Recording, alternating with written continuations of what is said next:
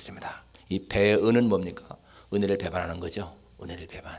하나님의 은혜, 배은, 사랑. 한국에서 그 의사로 일하시는 홍해걸 박사라는 분의 그 강연을 들었습니다. 여러분 TV에 보면은 그 유튜브에 세바시 15가 나옵니다. 세바시 15분. 세상을 바꾸는 시간 15분. 그 프로가 굉장히 좋습니다. 딱 15분 강의가 나오는데 굉장히 유익한 그런 강연을 많이 합니다. 여러분 제가 그분에게 들은 것 중에 몇 가지가 있는데요. 세상에 이 질병의 종류가 몇 가지인지 한번 개수해 보세요. 몇 가지나 될까? 질병이. 우리 김선희 사님 몇 개 될 것 같습니까? 개수. 예? 질병의 종류. 국제질병분류표에 등재되어 있는 질병의 종류가 몇 가지나 될까? 그냥 추측이니까 상관없습니다. 예? 대담하게 말씀하실 분 있어요? 몇 개? 1500개. 예. 1500개 또 15,000개. 야, 15,000개 굉장히 큰 사치입니다. 여러분 정확한 게 14,240까지 합니다. 죄송합니다. 12,420까지. 예. 12,420까지. 저는 그걸 들으면서요. 야, 참 감사하다. 그렇게 많은 질병 가운데 뭐 내 몸에 10개만 있다 할지라도 대단한 게 아니겠구나. 그런 생각을 했습니다.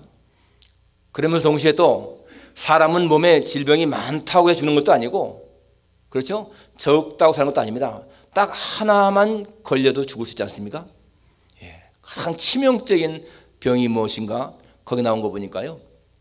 암이라든지 치매라든지 에이즈라든지 그런 게 아니더라고요. 광견병은 가장 치명적인 병이랍니다. 광견병은 걸리면요 100% 죽는다는 거예요.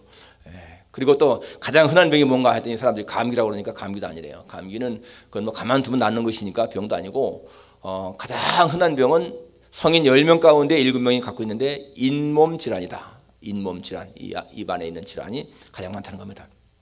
그런데 정말 나쁜 병이 무엇인가? 나쁜 병. 여러분 나쁜 병은 걸리기 싫은 병이잖아요. 그런데 그거는 다 주관적입니다. 사실은 그렇죠. 노인들한테 물어보면요 가장 걸리기 싫은 병은 치매라고 대답합니다. 그리고 뭐 암 걸린 사람들한테는 암이 나쁜 병이라고 생각할 것이고, 그런데 그분이 말하는 나쁜 병은 뭔가 하면 이 혈관 질환이에요. 혈관 질환, 고혈압 또는 뭐 콜레스테롤, 또 뭡니까 뇌졸중, 그리고 심장병. 이건 전부 다 혈관 때문에 생기는 병 아닙니까? 혈관이 막히든지 터지든지 하기 때문에 생기는 병입니다. 그런데 이 혈관 이 질환이 왜 무서운 것인가 하면, 사실 암 같은 것도 죽을 때까지도 의식이 있고 움직일 수 있고 말할 수 있고 하기 때문에 다 가족들과 대화할 수 있다는 것입니다. 그런데 이 예를 들어서 뇌졸중을 한번 쓰러졌다. 그러면은 이 거의 다 반신부수라든지 아니면은 식물인간이잖아요. 이렇게 걸어다닐 수 있는, 움직일 수 있는 그런 것은요 그냥 살짝 지나간 거라는 겁니다. 이 혈관 질환이. 그리고 정말 심한 것은 대개 보면 식물인간. 그런데 이 식물인간들은 몸도 못 움직이고 말도 못 하는데 의식이 있다는 거예요. 의식은. 얼마나 무서운 병입니까? 그렇잖아요. 그리고 정말 또 이렇게 갑자기 심장병으로 돌아가신 분들은 뭐 유언할 틈도 없잖아요. 그리고 또 식물인간으로 살아있는 분들은 그게 가족들한테도 엄청난 고통이 된다는 것입니다. 뭐 대수면 받아내는 건 문제도 아니고 2시간마다 한 번씩 움직여야 되니까, 욕창을 방지하기 위해서. 얼마나 무서운 병인가. 예. 근데 제가 인터넷에다가 가장 치명적인 병, 무서운 병하고 쳐보니까 대개는 보니까 이 종교적인 것이 나오기 때문에 낙심, 뭐 근심 이렇게 나옵니다. 예. 그리고 정말 이 에이즈라든지 치매라든지 다 무서운 병이지 않습니까? 그런데 제가 그 강을 들으면서, 근데 이제 거기 그분의 마지막이 뭔가 하면, 이러한 혈관 질환을 예방하는 것은 운동이다라는 것이죠. 운동. 운동이 혈관 질환을 예방하는 최고라는 것입니다. 하루에 30분 이상만 걷고 하면은 혈관 질환을 예방할 수 있다는 거예요. 예, 그건 거기서 끝납니다. 그런데 여러분, 물론 혈관 질환 무서운 병이죠. 이 뇌졸중, 정말 심장병 무서운 병 아닙니까? 그런데 저는 그런 병에 걸렸다 하더라도 사실은 그렇게 치명적인 완전한 그것이 아니다. 더 무서운 병이 있는데 그것이 무엇인가? 여러분, 하나님의 은혜 망각증. 나는 그것이 가장 무섭다고 생각합니다. 하나님의 은혜 망각증은 뭡니까? 결과가요, 지옥이에요.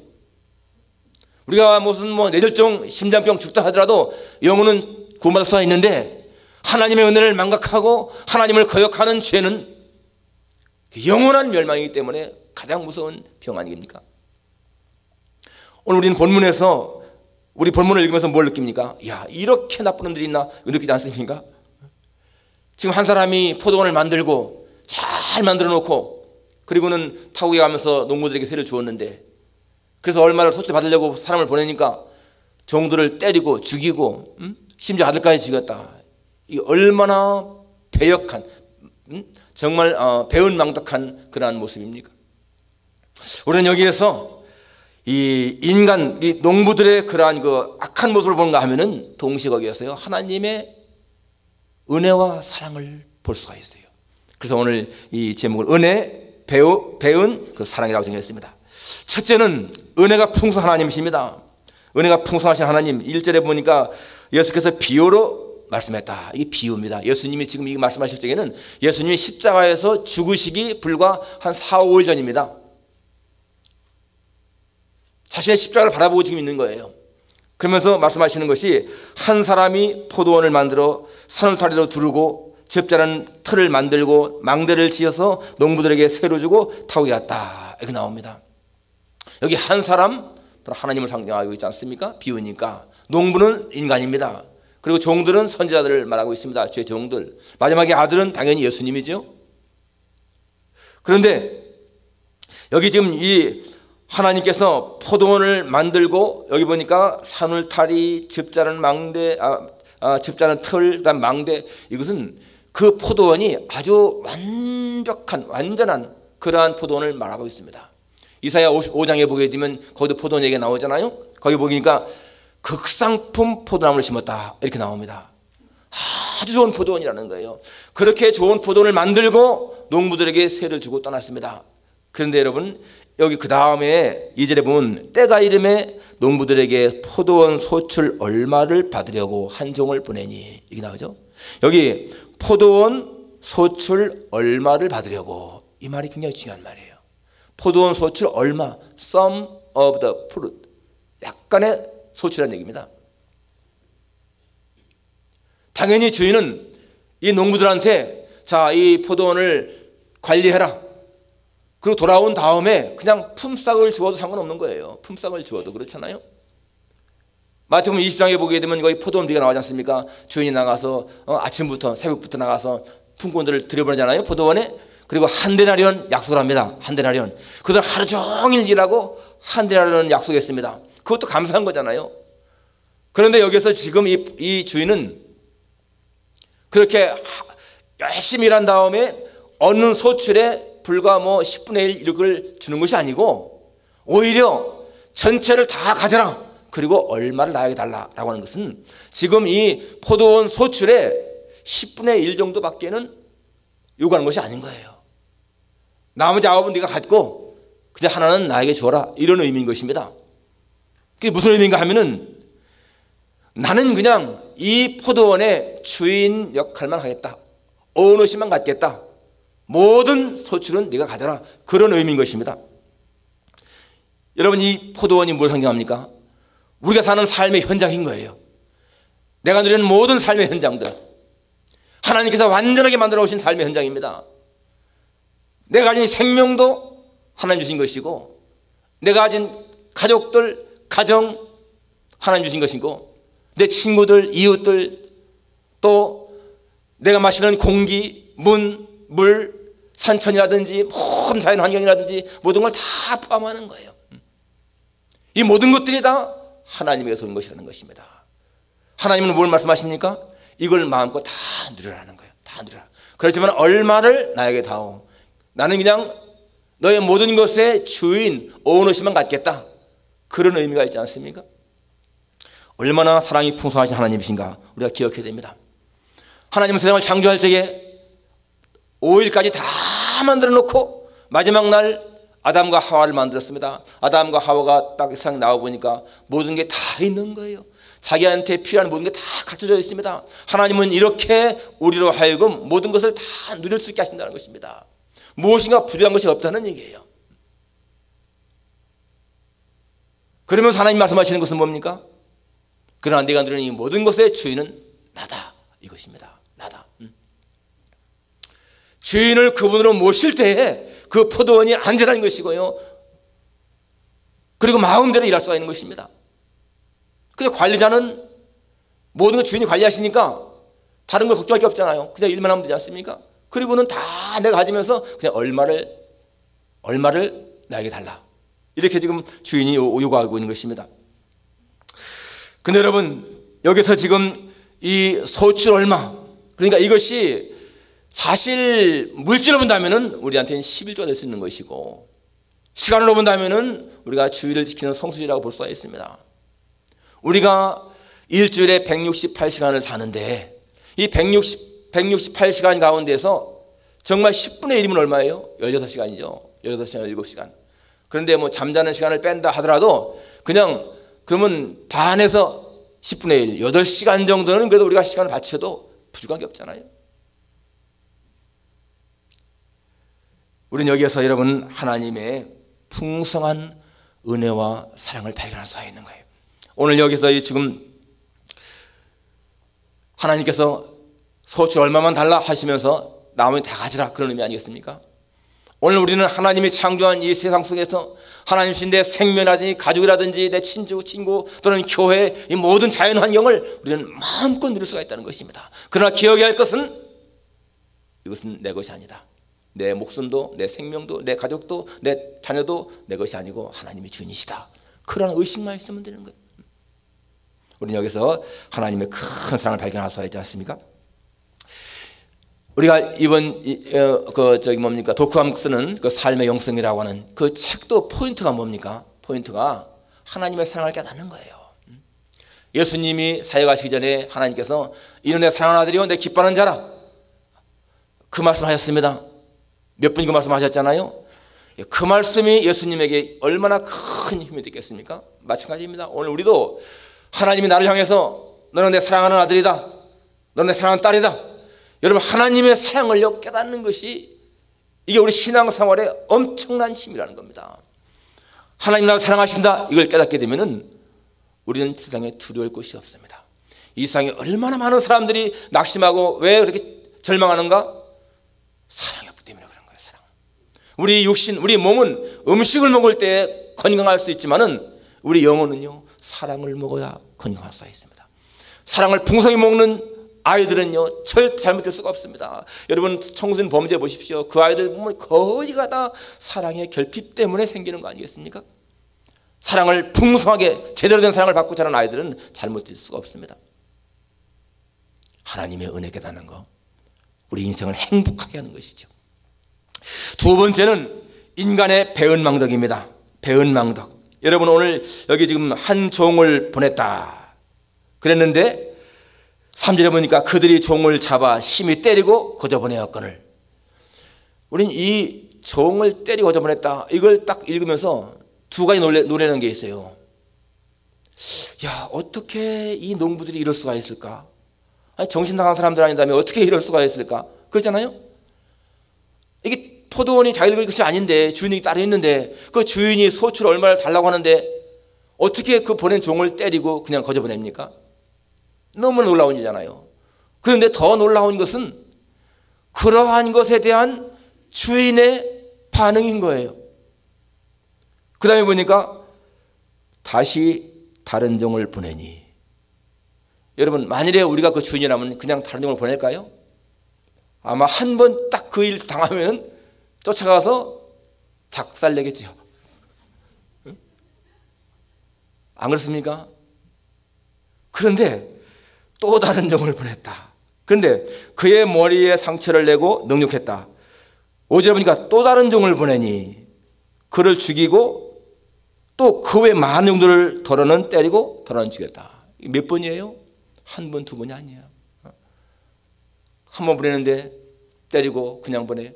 두 번째 보내니까 또 능욕하고 머리를 상하게 하고 세 번째 보내니까 또 죽이기까지 했는데 또 네 번째 단역을 많이 보내고. 여러분, 오래 참으신 하나님, 인내하신 하나님을 붙였잖아요. 인간은 엄청나게 패역한데도 하나님은 참으시는 그런 하나님. 정말 보통 사람 같으면은 이게 뭐 한 번, 두 번까지만 보내도 대단한 인내심일 거예요. 그런데 세 번, 네 번, 다섯 번. 그런데 더 놀라운 것은요, 그 다음에 이 하나님 하시는 말씀 보세요. 6절에 이제 한 사람이 남았으니 곧 그가 사랑하는 아들이라. 최후로 이를 보내며 이르되 내 아들은 존대하리라 하였더니. 저는 여기에서요, 이건 사람도, 우리같이 미련한 사람도 추측할 적에 야, 이건 아들 보내도 죽이겠구나 이렇게 하지 않겠습니까? 그런데 하나님, 이 주인은 내 아들은 존대하겠지 이렇게 생각하십니다. 이게 어떻게 보면 굉장히 어리석은 생각 같지만은 이게 뭘 보여줍니까? 끝까지 기다리시는 하나님이시고요, 끝까지 기대하시는 하나님이라는 거예요. 그렇게 악하지만은 그래도 내 아들은 존대하지 않을까 하는 그 기대, 하나님의 기대. 우리가 끊임없이 하나님 앞에 패역할 때에 하나님은요, 마지막까지도 기대하신다는 거예요. 그런데 여러분, 그런 하나님의 기대에 대한 농부들의 반응을 보십시오. 뭐라고 말합니까? 7절에 그 농부들이 서로 말하되 이는 상속자니 자 죽이자, 그러면 그 유산이 우리 것이 되리라 하고. 주인의 기대와 농부들의 태도는요 전혀 다릅니다. 그것은 뭐 우리도 예상할 수 있는 거잖아요. 이 농부들은 야, 이건 주인의 아들이니까 죽이면은 이 포도원이 우리 것이 된다 이렇게 지금 하고 있는 거예요. 여러분, 이 농부들이 이게 제정신이 아니잖아요. 어떻게 주인 아들을 죽인다고 해서 자기 것이 되겠어요? 주인이 살아있는데. 그러니까 이것은 뭡니까? 이 농부들의 무지, 착각, 그리고 어리석음, 욕심, 그런 것도 보지 않습니까?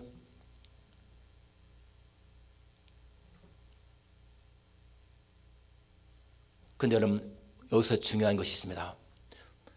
주인이요, 종들을 때리고 종들을 거부하고 종들을 죽이고 그래도 참았어요. 그런데 여기 8절에 보면은 6절에 이제 한 사람이 남았으니 곧 그가 사랑하는 아들이라 최후로 이를 보내며 나오죠. 최후라는 거예요. 최후.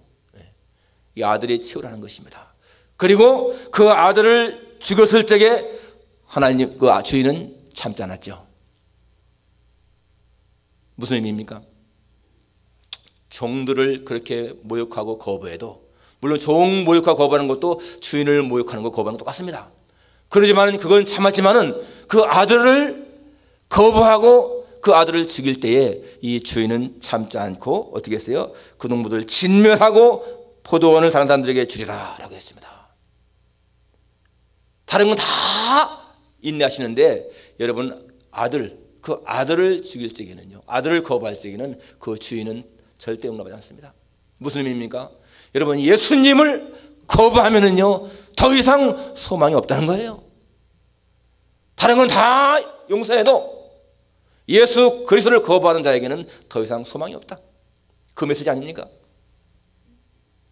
오늘 우리가 이 땅을 살면서요, 다른 거 다 잘해도 예수님 안 믿으면은 소망이 없습니다. 그 사람은 절대 구원이 없다는 거예요. 중요한 메시지죠. 인간이 그렇게 악해도 여기서 만일에 종들을 다 그렇게 거부했다 하더라도 이 아들만 잘 용납하고 그 아들을 인정했으면은 이 농부들은 주인에게 용서받는 거예요. 그 앞에서 종들을 죽인 모든 죄는 다 용서받는 거예요. 그런데 아들까지 거부했을 적에는 더 이상의 소망이 없는 겁니다. 여러분, 가만히 생각해 보십시오. 이 농부들이 그 소출 얼마를 바친다고 해서 자기들의 생활에 크게 불편한 게 없습니다. 자기 소유를 삼다 할지라도 한다고 해서 더 큰 이익이 없다는 거예요. 정말 오너십은 주인에게 주고 자기들이 거기서 열심히 일해가지고 얻는 소출을 다 가지면요 얼마를 주고 그러면 아무 불편함이 없습니다. 그런데 그들은 자기가 그 주인 되려고 하는, 자기가 주인 되려고 하는 이 욕심, 여러분, 이것이 뭐예요? 사탄이 하나님과 겨루어서 자기가 이기겠다 하는 그런 교만이잖아요. 그것은 주인 당신이 없어도 나는 이 포도원 갖고 살 수가 있습니다 하는 그런 의미거든요. 이것이 무서운 죄라는 것입니다. 그러나 여러분, 정말 우리가 하나님이 없어서 살 수 있다라고 말하는 사람들, 정말 하나님이 우리에게 주시는 모든 것들을 한번 거두어 보세요. 공기, 물, 햇빛만 거두어 보세요. 금방 주지 않습니까? 우리는 우리의 힘으로 살 수 있다고 말하지만 사실은 하나님의 도우심이 없으면 한 시간, 몇 초 살 수 없는 존재 아닙니까? 그러나 이렇게 자기가 가지려고 하는 그러한 욕심, 오늘 우리의 삶 속에서 마찬가지입니다. 하나님을 인정하고 그분의 오너십을 인정하고, 하나님 당신은 내 생명의 주인이십니다, 나는 그저 관리자고 청직입니다, 이렇게 살아도 그렇게 살 때에 더 우리의 삶이 풍성하고 더 행복한 것인데, 우리는 하나님의 오너십을 부정하고 모든 게 나의 것이라고 그렇게 착각하기 때문에 오늘 우리의 삶에 많은 문제가 있는 거예요. 이 배역하는 인간의 이 모습, 정말 정신 나간 사람의 모습 아닙니까? 우리가 이러한 모습 보면서 이 농부들은 정말 정신없구나 하지만은 바로 이 사람들의 모습이 우리가 예수님 알기 전에 여러분과 나의 모습이라는 거예요. 예수님을 내 마음속에 구주로 영접하기 전에 인간의 모습은 다 이런 농부들의 모습인 것입니다. 그렇게 배역한 인간의 모습이죠. 마지막 세 번째는 이제 예수님의 모습이 나타난다. 사랑, 예수님의 사랑이죠. 6절에 보니까 이제 한 사람이 남았으니 곧 그가 사랑하는 아들이라. 주인의 사랑받는 아들, 바로 이분이 예수님이잖아요. 그런데 그렇게 주인이 사랑하는 아들인데 8절에 보니까 이에 잡아 죽여 포도원 밖에 던졌느니라 라고 했습니다. 주인이 그렇게 사랑하는 아들인데 이 농부들은 그 아들을 죽여서 그냥 포도원 밖에 버렸어요. 이 얼마나 이 주인이 이것을 보았을 적에 분노와 슬픔을 느끼겠는가 한번 생각해 보십시오. 그런데 여러분, 이 모습이요, 지금 예수님이 말씀하실 때가 당신이 그 십자가에서 죽으시기 한 4, 5일 전이라고 했지 않습니까? 그러니까 당신의 십자가의 모습을 바라보지 마시는 거예요. 예수님은 당신이 이렇게 죽으실 것을 다 아시지 않습니까? 그런 모습을 바라보시면서 지금 그렇게 말씀하고 있습니다. 그런데 그렇게 죽지만은 중요한 것이 뭡니까? 10절에 너희가 성경에 건축자들이 버린 돌이 모퉁이의 머릿돌이 되었나니 이것은 주로 말미암아 된 것이요 우리 눈에 놀랍도다 라고 했습니다. 여기 건축자의 버린 돌이 모퉁이의 머릿돌 됐다, 이 말은 이렇게 예수님이 버림받았지만은 쓸모없는 것 같았지만은 다시 모퉁이의 머릿돌, 이 건물의 가장 중요한 그 모퉁이 돌이라는 말이에요. 기초돌, 거기 있다는 것입니다. 바로 이것은 뭡니까? 예수님의 부활을 통해서 예수님이 버림받아 당했지만은 그러나 다시 부활하심으로 말미암아서 우리 인류의 구원을 이루시는 것을 보여줍니다. 그러니까 그렇게 버림당하는 예수님이지만은 십자가에 죽으실 적에 그렇게 자기를 죽인 자들 향해서 오히려 저주하는 것이 아니라 아버지여 저들을 사하여 주옵소서. 자기가 하는 것을 알지 못합니다. 용서하시는 주님의 사랑이죠. 그렇게 죽임당하고 정말 우리가 생각할 때는 너무나 억울하게 죽임당하는 그러한 모습이지만은 그러나 그 주님의 죽음 끝나는 것이 아니라 오히려 부활을 통해서 인간을 살리는 그런 예수님의 끝없는 사랑, 우리가 그것을 볼 수가 있습니다. 어느 마을에 한 젊은 수도사가 왔습니다. 아주 성실하고 정말 신앙이 좋은 그 수도사는 거기에서 교인들, 동네 사람들을 다 섬기면서요, 또 이제 주일이면 예배 인도하고 막 그렇게, 그래서 몇 년이 지난 동안에 동네 사람들이 다 수도사를 존경했습니다. 너무너무 거룩하고 너무너무 진실하고 깨끗하고 그러한 수도사라 온 동네 사람들이 다 존경을 했습니다. 그래서 같이 예배 참석을 하고 그랬죠. 근데 그 동네 한 처녀가 임신을 했습니다. 그래서 사람들이요, 그 당시에는 그게 얼마나 큰 죄입니까? 끌어냈죠. 다 돌을 들고 누구냐? 너를 임신시킨 자가 누구냐? 하면서 다그쳐 물었는데 사람들이 다 모여가지고 팽 돌아서가지고 있는데 이 처녀가요, 고개를 들고 보니까 거기 수도사가 있는 거예요. 그러니까 이 처녀가 수도사를 가리키면서 수도사를 가리켰거든, 저 사람이라고. 사람들이 너무너무나 배신감을 느낀 거예요. 야, 그렇게 거룩하고 진실하고 참 존경할 만한 수도사였는데 그렇게 처녀를 임신시키다니 하면서 이제는 그때까지 존경심이 뭐로 변해요? 미움으로 변했죠. 그래가지고서는 막 증오하면서요, 욕을 하면서 돌로 냈습니다. 그런데 이 수도사는 아무 말 없이 그냥 돌을 맞는 거예요. 그리고 피 흘려 죽었습니다. 사람들은 하나둘 떠나갔죠. 그래도 그를 존경하던 몇 사람이 남아서 그 수도사의 시신을 챙기다가 감명을 냅니다. 나중에 시신을 그 옷을 벗기고 수입을 가르쳐 빌려보니까요, 이게 남자가 여자인 거예요. 여자. 그러니까 이 수도사는 자기가 변명하며 살 수 있는 그러한 환경 속이었지만은 변명을 하지 않았습니다. 그냥 돌에 맞아 죽은 거예요. 그 다음에 그 사람들은요, 그 처녀에게 더 이상 묻지 않았습니다. 왜? 대신 죽었잖아요. 억울하게 죽었지만은 바로 주님의 사랑이 그런 사랑이라는 것입니다. 변명하면 살 수 있는, 정말 주님도 빌라도 앞에서 변명하면 살 수 있는 환경이었지만은 변명치 않았지 않습니까? 예수님의 끝없는 사랑, 바로 그것이 우리를 살린 겁니다. 오늘 우리가 살고 있는 것은 우리 주님의 그러한 사랑 때문인 것.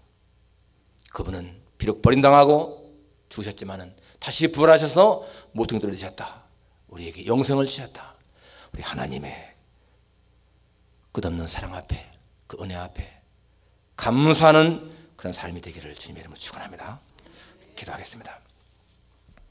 하나님 아버지, 참 이 농부들은 무상으로 받은 그러한 포도원, 그저 자기들이 열심히 일해서 소출 얼마만 주인에게 바치면은 모두 자기 것이 된 그런 상황 가운데서도 주인이 주판낸 종들을 때리고 능욕하고 죽이고 심지어 아들까지도 죽였다고 했습니다.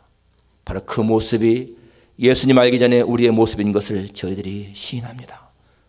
거룩하신 아버지 하나님, 아들을 부인할 때에는 소망이 없다는 것 기억합니다. 예수님은